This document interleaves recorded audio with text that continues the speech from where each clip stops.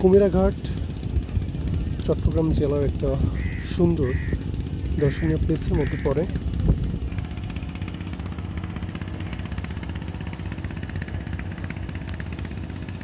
এখানে মাছ ধরা বিভিন্ন ট্রলার থেকে শুরু করে আপনি সামুদ্রিক শিপ দেখতে পারবেন। আর পেছনে ওই পাশটা থেকে ছেড়ে আসে কুমিরা থেকে সন্দ্বীপের উদ্দেশ্যে চলাচলকারী যে লঞ্চ এবং স্পিডবোট, সেগুলো এখান থেকে যদি আপনি স্পিডবোটে সন্দ্বীপ যেতে চান আপনার ভাড়া পড়বে 250 টাকা করে। মূলত চট্টগ্রামবাসীর জন্য কুমিরা ঘাটটা বিকালবেলা হচ্ছে সময় কাটানোর সেরা একটা জায়গা। দারুণ একটা সূর্যাস্ত এখান থেকে দেখতে পারবেন। বড় একটা শিপ দেখা যাচ্ছে, ছোট ছোট মাছ ধরার নৌকা সামনের দিকে।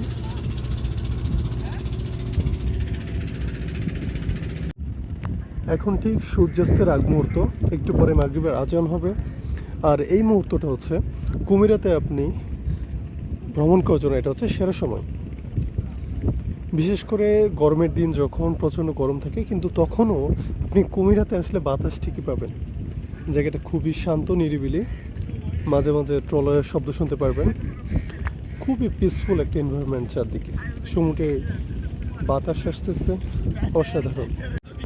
এই সামনের দিকটা হচ্ছে ঘাটের একদম শেষ প্রান্ত। এখানে বিকালবেলা আসলে আপনি দেখতে পারবেন অনেকেই মাছ ধরতেছে বড়শি দিয়ে। যদি মাছ ধরতে চান তাহলে অবশ্যই এখানে চলেও আসতে পারেন।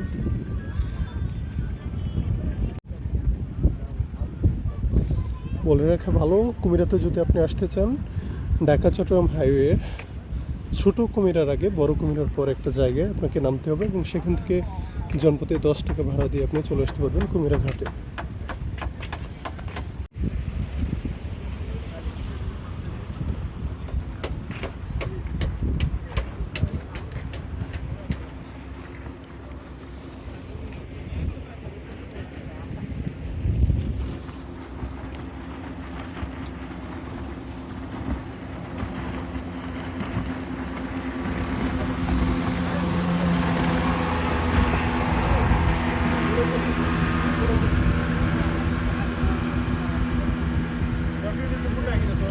সামনের ওই দিকটাতে হচ্ছে সীতাকুণ্ডের সেই উঁচু পাহাড়গুলো।